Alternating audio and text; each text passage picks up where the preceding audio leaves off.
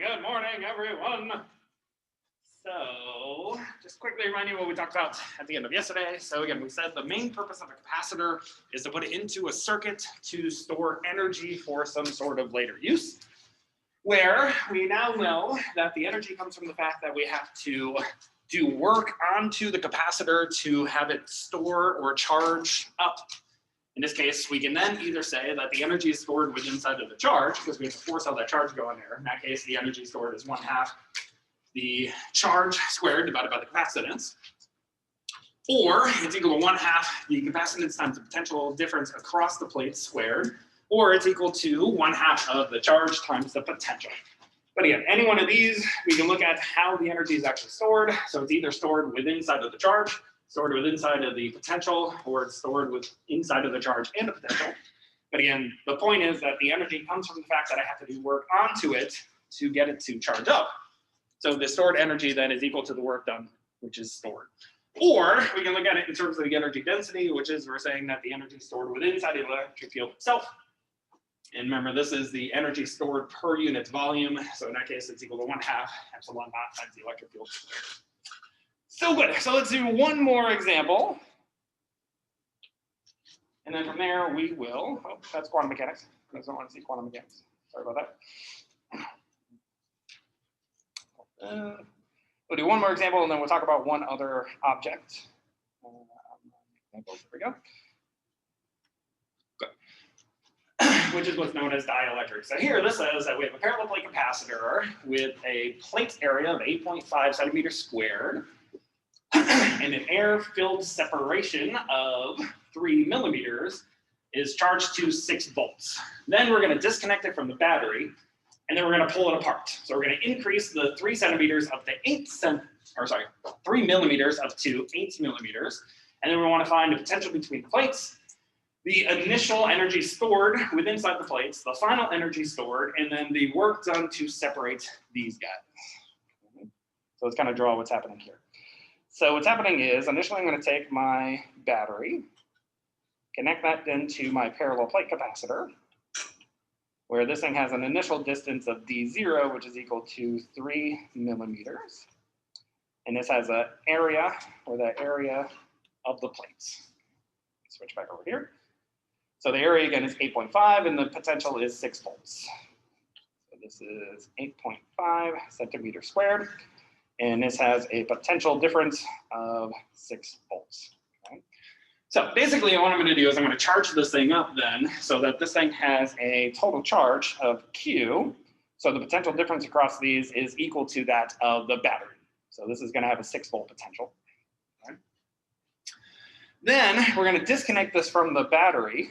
I'm going to pull this guy out from the battery, move it over here, so that now I have simply my parallel plate capacitor separated again by the initial distance of D0. And then we're going to pull this guy apart so that this thing is now going to be my parallel plate capacitor, but now it has a greater distance D, which is then equal to 8 millimeters. Okay. So again, first we're going to charge it up. So the potential difference across the parallel plate capacitor will be exactly the same as that for the battery. Disconnect it from the battery so that it's fully charged, so that the charge on the plate here is exactly the same as what it was connected to the battery. But then I'm going to go ahead and pull this guy apart, and we want to know what happens in this case. So again, things I want to know are, let's go back to our question. So part A, I want to know what is the potential between the plates after I have separated it? What is the initial energy stored? What is the final energy stored? And then what is the work done? So we want to know now for part A, what is the final potential equal to? Part B, we want to know what is the initial energy stored. Part C, we want to know what is the final energy stored. And then part D, we want to know what's the work done. How much work was done to move these plates apart? Is okay? So first things first, let's talk about the potential. So if the charge here is, say, Q, and the charge down here is negative Q, if I take these plates now from the initial separation of 3 millimeters and I pull them apart to a distance of 8 millimeters, what happens to the charge? Meaning, is the charge on this plate still going to be Q, and is this one still going to be negative Q, or is this going to change to a different Q, meaning is the charge going to go up, or is it going to go down, or is it going to stay the same? So this is the first thing we have to kind of think about and understand. So what happens to the charge? So this thing is disconnected from a battery, not connected to anything, and I simply pull the plates apart. What happens to the charge? Does it stay the same? Does it change? So what happens to the charge? So what do you think? Does it stay the same?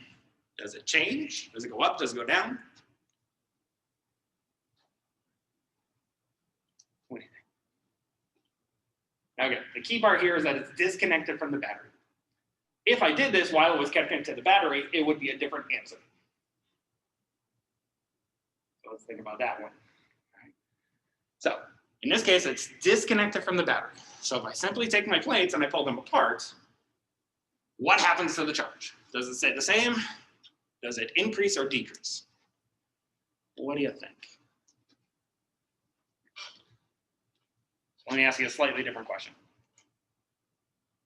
Is there any place the charge can go? So meaning if there's no wires or battery or anything connected to the plates, if I simply pull them apart, is there any place where the charge can go through? Remember, charge has to go through a conductor. Meaning that if this thing was not connected by a wire to something else, what happens to the charge? It's forced to stay there. Okay? So by me simply pulling this thing apart, what has to be true is that the charge that's on here has to stay the charge that's on here. Now that's different if it was connected to the battery, and we'll talk about how that's different in a second. So what first thing we have to observe is that the charge here is exactly still the same that's charged here. Good. Now, what does that do to the electric field? So this inside of here has an electric field which points down this way. This one has an electric field which points down this way. But remember, if I have parallel plate capacitors, the electric field on the inside is constant and it's fixed by the surface charge density, right? The charge per unit area. So if I increase the distance here, did I change the area? No, I changed the volume, but I did not change the area, which means that the charge density here is exactly the same as the charge density here, which means what has to be true about the electric field in here? It's the same as what it was up there. So the other thing I can tell out of this is that the electric field here is the same as the electric field here. But what does that do to the potential? Well, we know that the electric field is related to the potential by the distance between the plates. Which means that if the electric field here stays the same as it is here, but the distance here has increased versus this one, what then has to happen to the potential? Well, if this increases, then the potential has to increase as well to make sure that the electric field stays the same. So from here, first thing we can tell is that the potential is related to the initial potential by the distance d.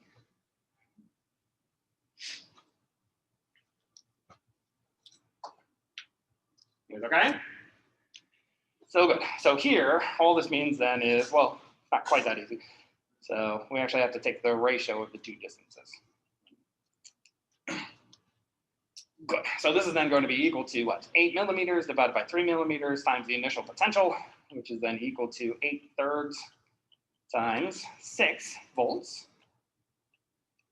And I'm not sure if I brought that sheet with me. Let's find it. What's 8/3 times 6? Oh, I open this up.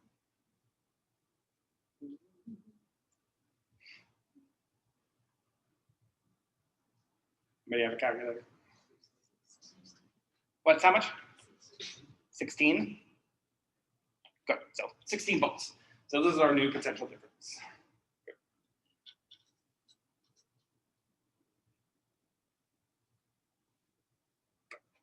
Now, part B then wants to know, what is the initial energy stored? Well, here, what do we know? We know the energy stored is either equal to 1/2 of the charge squared divided by the capacitance, the capacitance times the potential squared, or the charge times the potential. Now here, in this case, the easiest one to use is actually this one. Because why? The capacitance, it's a parallel plate capacitor, which means we know the capacitance is simply equal to epsilon naught times the area divided by the distance. And the potential is given to us, so we might as well use this one. So for here, for part B, we can then say the initial energy then is going to be equal to 1/2 the capacitance, the initial capacitance, times the initial potential squared. So this then is equal to 1/2 epsilon naught times the area divided by the initial distance times the initial potential squared. So this is equal to 1/2 epsilon naught, 8.5 centimeters squared, which we have to turn into meters squared, divided by 3 millimeters, which we'll have to also put into meters, times 6 volts squared.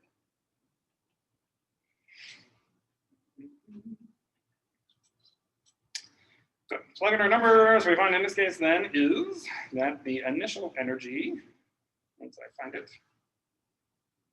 there it is. So the initial energy is equal to 4.5 times 10 to the minus 11 joules.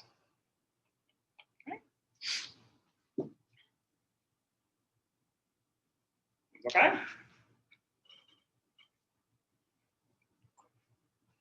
Part C then says, okay, what's the final energy? So the final energy then is equal to 1/2 the new capacitance times the new potential squared,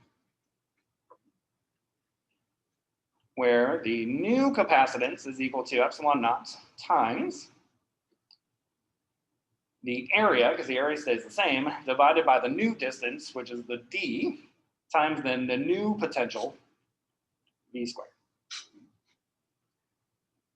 So plug in my numbers. What I find in this case then is that the new energy stored is 1.2 times 10 to the minus 11 joules.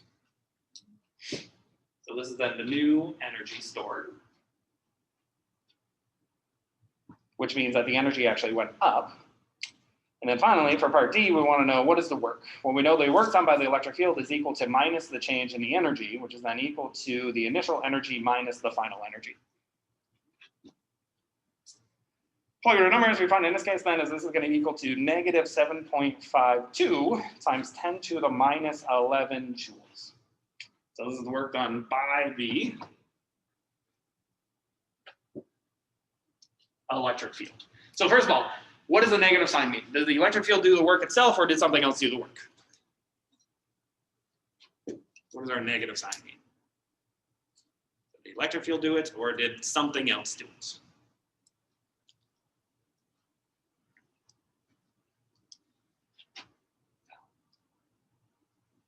What do you think?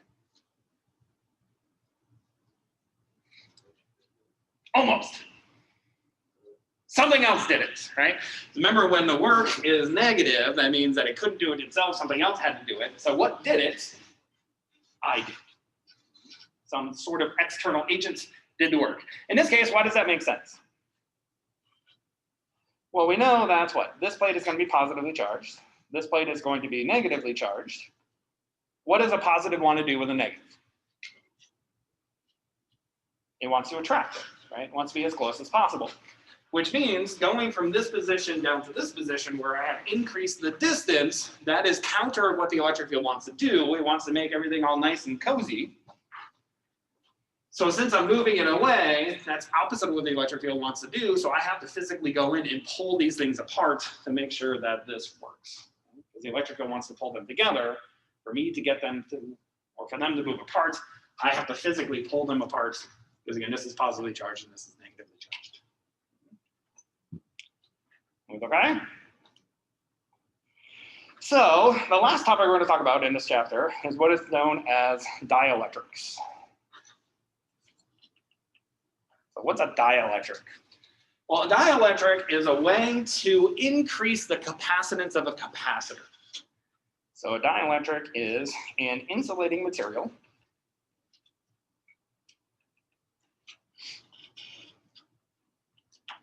which is placed inside of the dielectric, or sorry, placed inside of the capacitor. So placed inside of the capacitor to increase the capacitance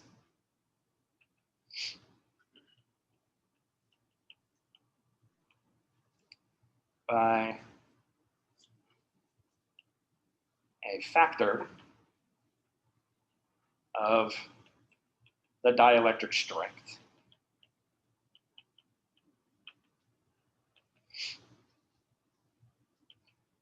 So what's the dielectric strength? Well, the dielectric strength is what's known as the ratio of the breakdown potential of the insulator versus that of the breakdown potential of air.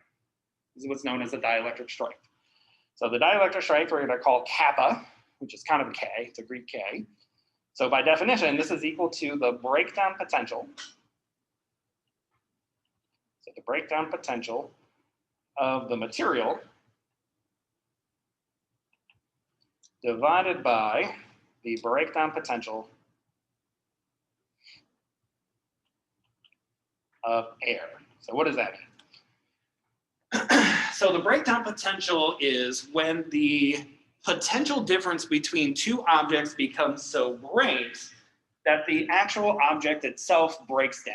It discharges. Okay? So for example, when you walk around in the wintertime, all my fingers are the same length. Actually, my middle finger is too small, but whatever, that's fine. So if you walk around in the wintertime, especially if you're one of those that kind of scuffs your feet, right? Because you can't be bothered to pick up your feet, you build up a lot of charge, and then when you go to touch something which is metal, what happens? You get a shock, right? But if you look closely at that shock, what you actually see is when you go to grab this door handle, there's my overly sized door handle, you'll see lightning, right? You see a spark. What happened? You have reached the breakdown potential. You have actually exceeded the breakdown potential. So what happens is there's a potential difference between your hand and the doorknob, your potential difference between these two. What happens then is that this potential difference between your hand and the doorknob is so great that the air actually breaks down. And the air breaks down because it actually ionizes the air. So the potential difference actually strips off electrons from the air, which ionizes the air, which causes that spark. Okay? Now, if I was dealing with a dielectric, remember a dielectric is an insulating material. Remember, insulators, I can't easily strip off an electron because the electron is tightly bound to the atom itself. So in this case, I'm going to polarize that atom, but it takes a lot more potential to actually break down that insulator as opposed to air. So the breakdown potential here is when I have exceeded the potential difference and I've actually destroyed the insulator, basically. So this is what we call the dielectric strength. So the dielectric strength, kappa, is simply equal to, again, the breakdown potential of our material, which is some sort of insulator, divided by the breakdown potential of air. Which means that our dielectric constant here, or dielectric strength, will always be greater than 1. It is simply equal to 1 when it is air. So how does this change to capacitance? Well, the capacitance of the capacitor then is equal to this dielectric constant, or the dielectric strength, times the initial capacitance of the capacitor. So this is what the dielectric constant does. So again, if here is my parallel plate capacitor, the dielectric then is some insulating material that I'm going to place on the inside. Well, this has a dielectric strength of kappa, and this overall increases the capacitance of the capacitor by a factor of this dielectric constant, or this dielectric strength.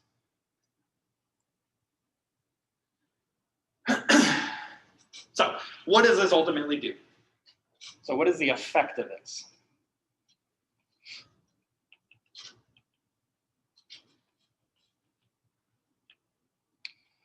Well, overall, the effect of adding this dielectric to it, to not only increase its dielectric strength, will also increase other factors as well. Now, what it affects and how it changes those things depends on how I add the dielectric to my capacitor. So what do I mean by that? So let me bring up, here's my capacitor. Let's go to dielectric here. So let's look at a couple things. So let's look at the electric field lines inside of here, the capacitance, the plate's charge, and the energy which is stored. Okay. Now, the effect at which adding the dielectric to the capacitor depends on what's happening. So what's the physical situation in which I'm doing this? Basically meaning we have two options. Either we can add the dielectric to the capacitor while it's connected to a battery. That has one effect. Versus we can add it to the, once we have actually charged it up and it's disconnected from the battery. So let's see the effect of each one of these guys. So let's take our battery. Let's bring this up to 1.5 volts. And here I'm going to put a voltmeter on here and let's measure the potential difference across it. This goes back to what we were talking about earlier, how the situation we talked about in the last problem would change if this thing was actually connected to a battery. We'll talk about that at the same time. So good. So let's watch and see what happens. Okay. So first things first, I have my capacitor connected to the battery. So this is at 1.5 volts, and this is also at 1.5 volts. So that's why I'm measuring 1.5 volts here. So now I'm going to take my dielectric, I'm going to place it on the inside. And what we're seeing here is what? The dielectric itself is polarizing. So I get the positive sign here, negative sign because it's moving closer. So what's happening physically on the inside is I'm creating an electric field inside of the insulator. Remember, the electric field points are positive and negative, which means the dielectric is creating its own electric field in this direction. But this is a positive plate, this is a negative plate. So the capacitor has an electric field in the opposite direction, which gives it overall the effect of decreasing the overall electric field.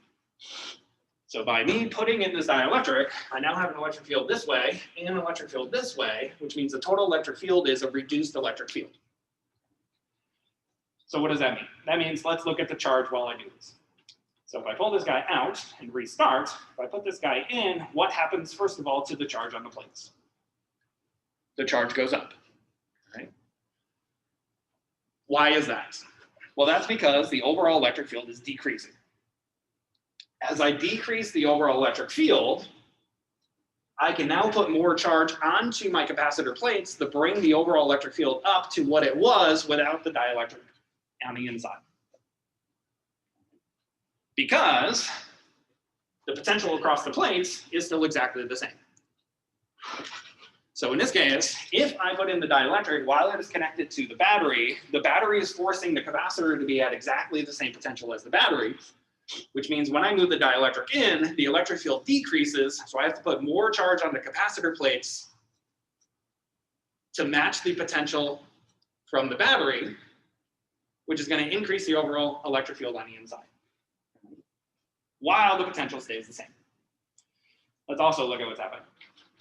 While I put this in, put this one down as well, what happens simultaneously is what? The capacitance goes up, the charge goes up, and the energy stored also goes up. The amount at which all of these things go up is exactly by the dielectric strength of the dielectric, by that dielectric constant.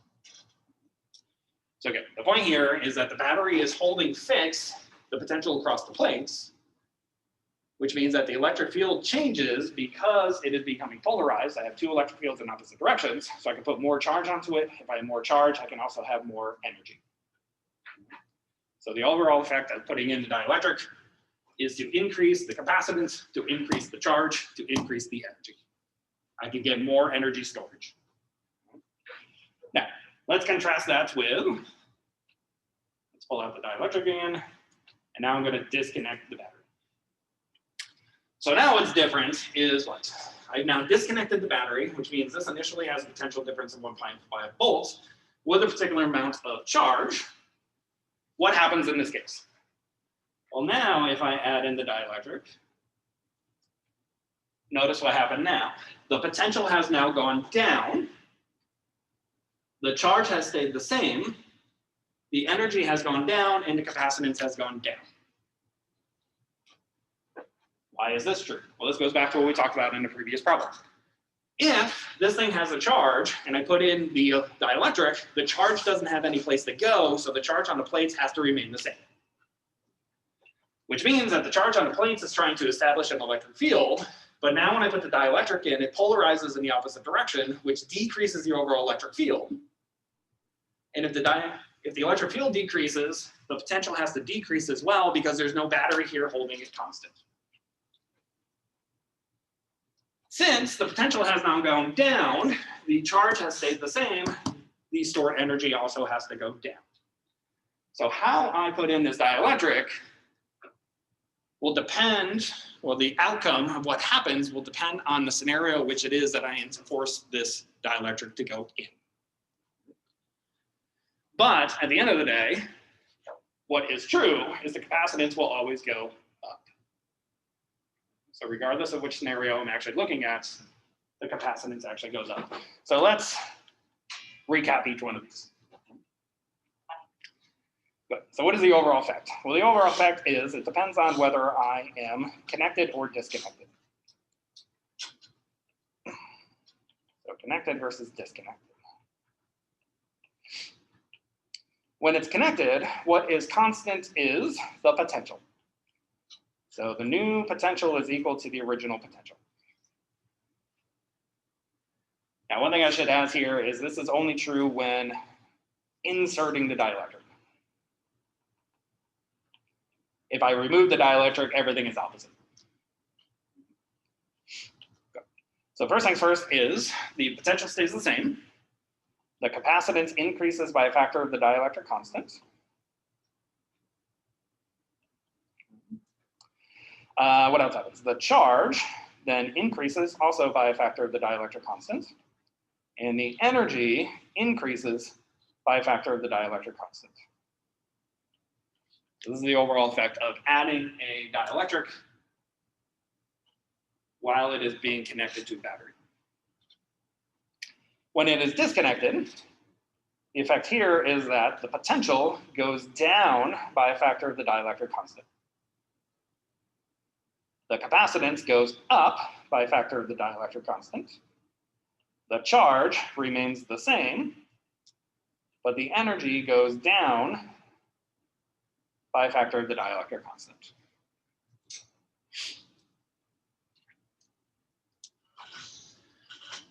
So the other thing is that the electric field changes because the permittivity of free space is no longer the permittivity of free space. It now becomes the permittivity of the material.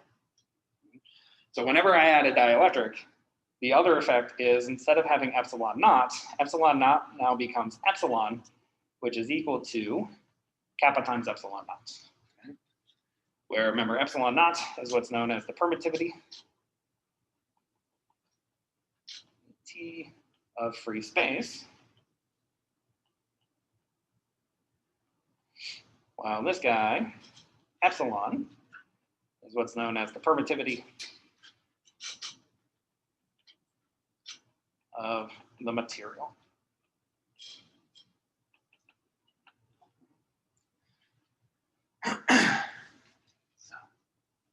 So basically all this means is if I was doing Gauss's law within inside of a dielectric, I would then have to use epsilon instead of epsilon naught. So in this case, what would happen is Gauss's law now becomes that the flux is equal to now Q enclosed divided by epsilon naught, or sorry, epsilon instead of epsilon naught. So this is what happens to Gauss's law. Now, go ahead, Derek.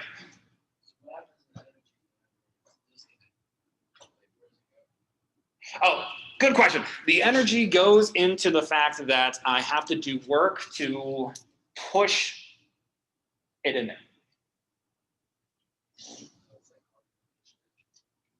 Not quite how it's hard, but it's, yeah, so the energy goes into the fact that it has to, well, let's see.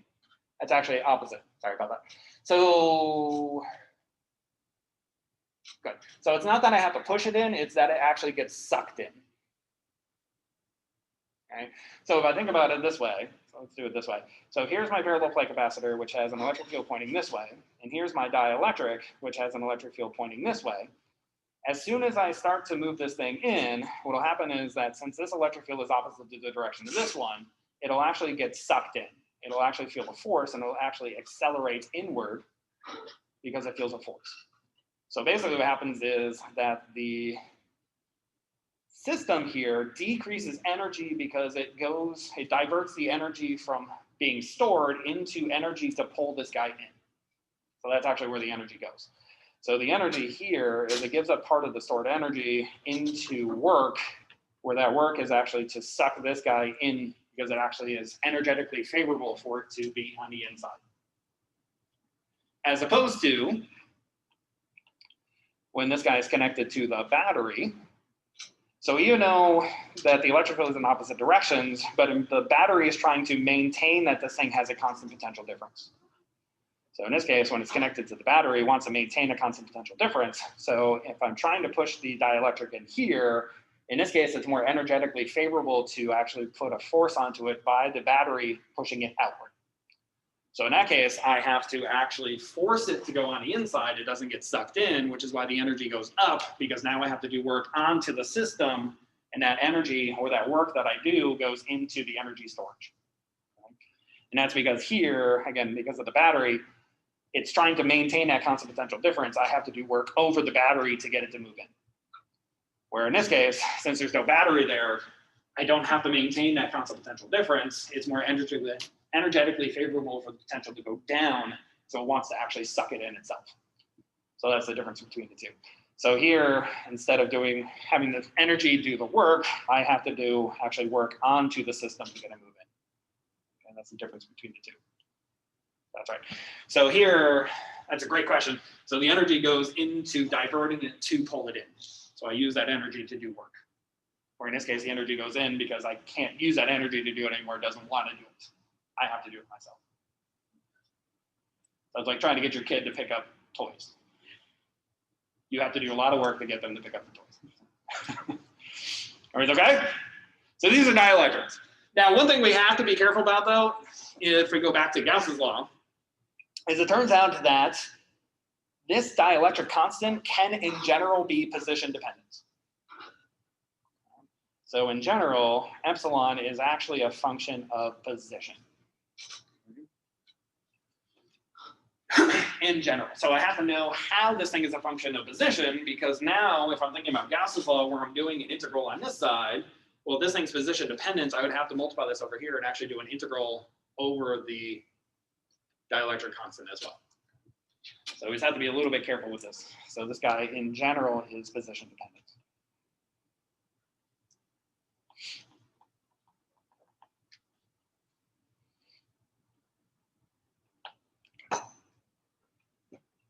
Okay.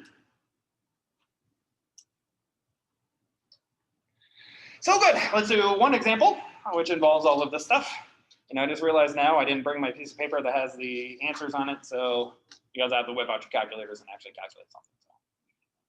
So this one says we have a parallel plate capacitor, which is filled with the dielectric, whose dielectric strength or dielectric constant is equal to 3.4, is connected to a 100-volt battery. After the capacitor is fully charged, the battery then is disconnected. The plates have an area of 4 meters squared and are separated by a distance of 4 millimeters. So in this case, we want to find the capacitance, the charge on the capacitor, the electric field strength, and the energy stored inside of the capacitor. Then we are going to carefully remove the dielectric so that the distance between the plates, the charge, stay the same. So now we want to find the new capacitance, the new electric field strength, the new potential between the plates, and the new energy which is stored. And then finally, what was the work done to remove the dielectric? How much, who did the work? So good. So, oops, back to my question. So let's draw what's happening here. So again, we're going to take this guy, we're going to charge it up by a battery. So here's my system where the battery over here has 100 volts worth of potential. And then here, so this is going to have a potential which is equal to 100 volts. But inside of here, I have my dielectric, where the strength of my dielectric, again, is kappa equal to 3.4. So then we're going to disconnect this guy from the battery and move it over here. So now I'm going to have my dielectric here. Okay. So that at this stage, this thing has a potential difference of, again, 100 volts. Okay?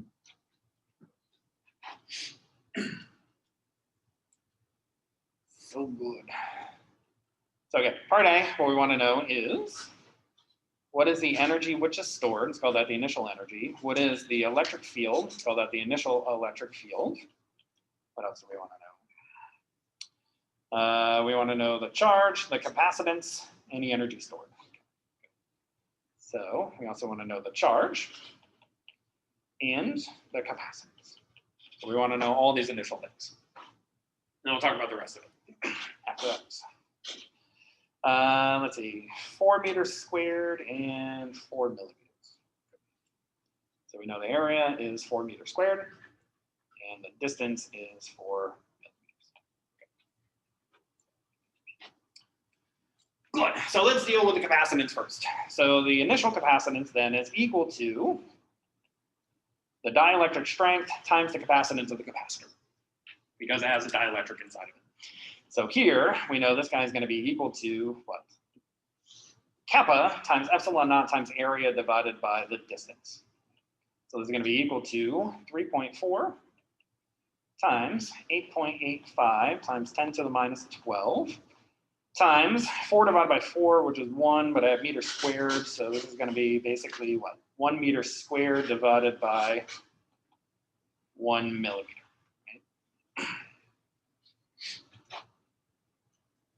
Okay. So, who has a calculator? Okay, who wants to multiply all that out for me? 8.85 times 10 to the minus 12. Yeah, so that's epsilon naughts.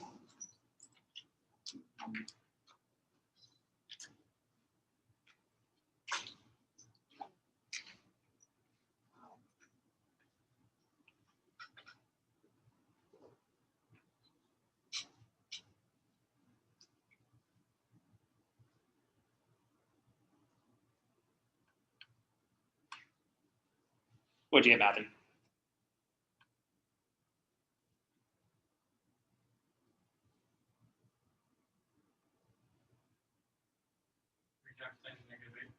Good. So I'm going to call that 30 nanofarads.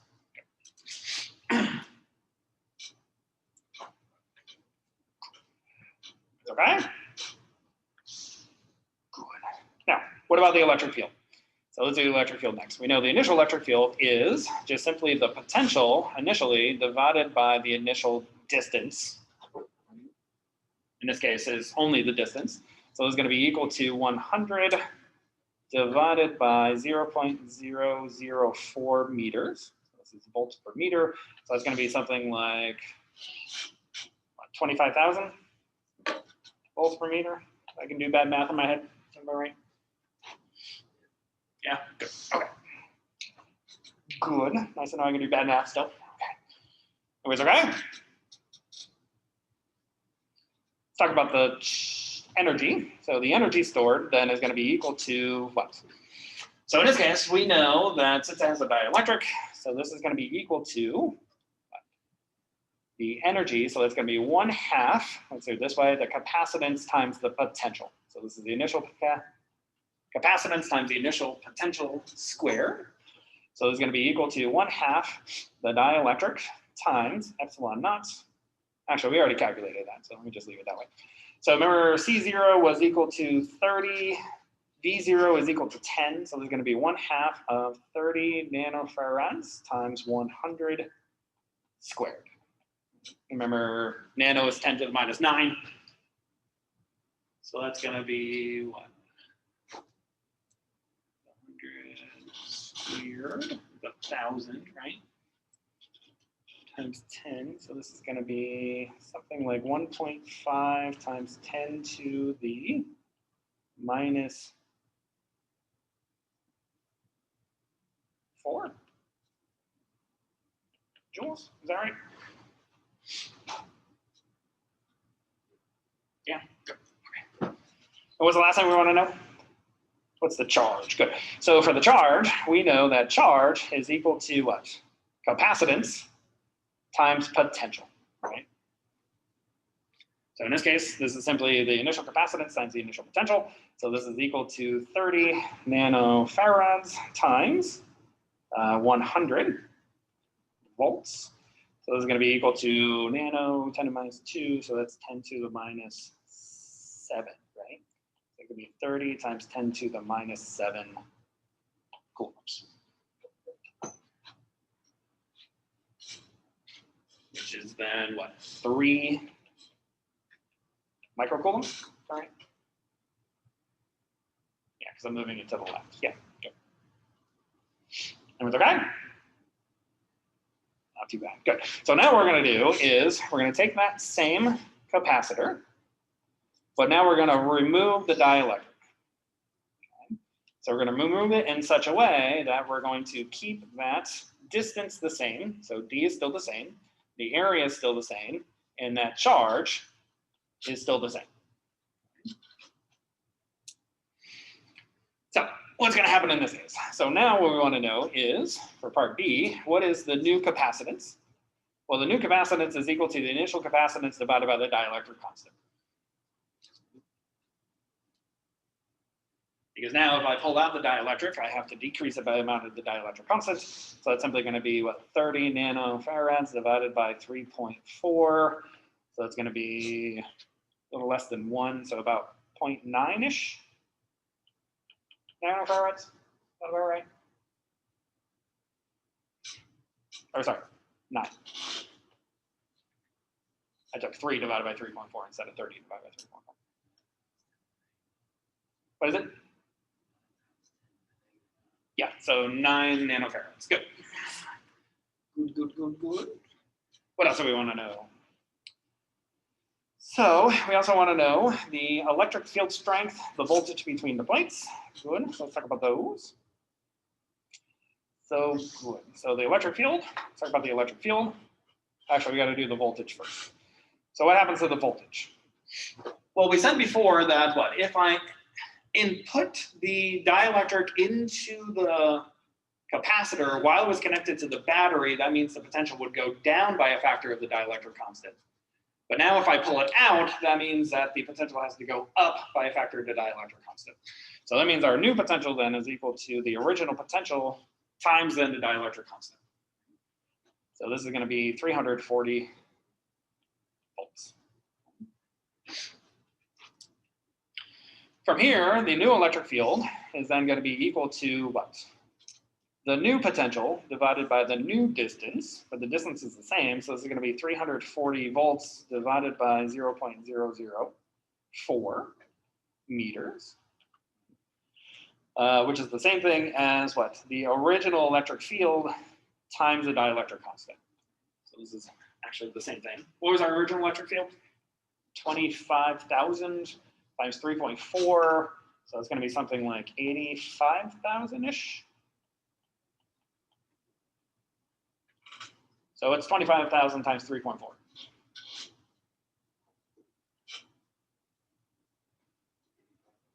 How much? 85,000. Do bad math in my head. Okay. And the last thing is the energy.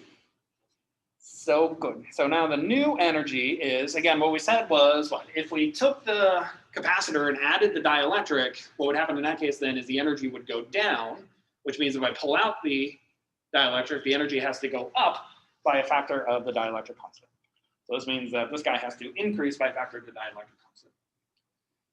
Cool.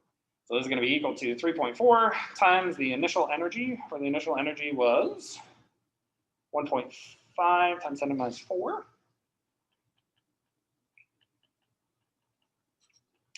Joules, so it's going to be, so that would be about 4.5 in that one. So it's going to be something like 5 point, I'm going to guess 2, 10 to the minus 4 joules. So it's 3.4 times 1.5.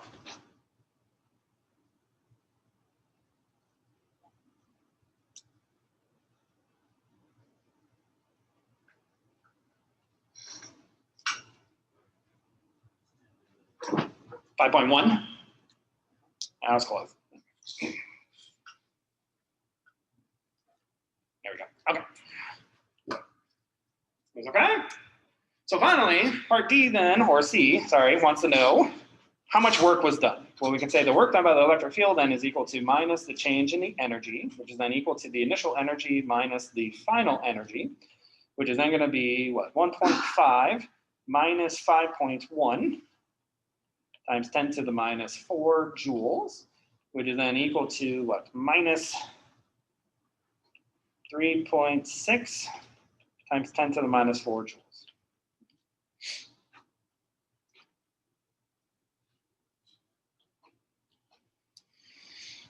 So good.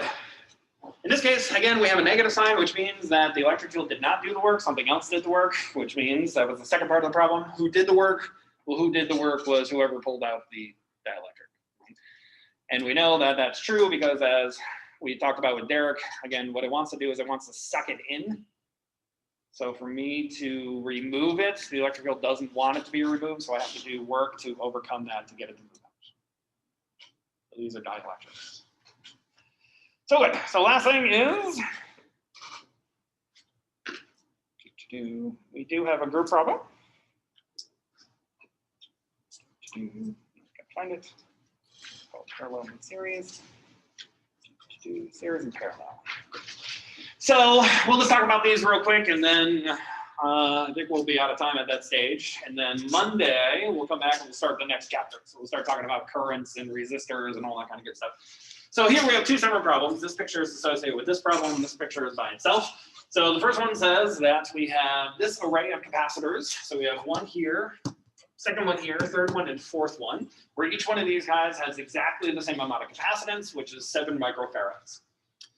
These guys are connected to a battery, which has a potential of 15 volts. And from here, what you want to know is, first of all, if I collapse all these guys down into a single equivalent capacitor, what is the capacitance of that equivalent capacitor? Part B then is, what is the charge on that equivalent capacitor? And then finally, what is the charge and the potential across each one of these individual capacitors? So that's this problem. The second problem is basically exactly the same problem we did to start off with. The only thing I did is I changed numbers, but it's the same problem. So basically just go through all the same stuff again. So here, plates is 8.5 centimeters squared, separated by a distance of 3, connected to a battery. Actually, no, it's identically the same problem. It's exactly the same numbers. Okay. I'm going to give you points for doing that anyways. That will be great. So exactly the same problem. Okay. So next time on Monday, we'll start then talking about resistors and currents and all that kind of good stuff. And we'll talk about series and parallel when it comes to resistors, just like we did with capacitors. All that stuff will be great. And then after that, we're slowly working our way into what's known as Kirchhoff's loop rules, which is the most general way of doing all this good stuff. Okay? So have a good weekend. Enjoy. It's too hot weather, if you ask me. It's supposed to be cold. Take a minute. Oh.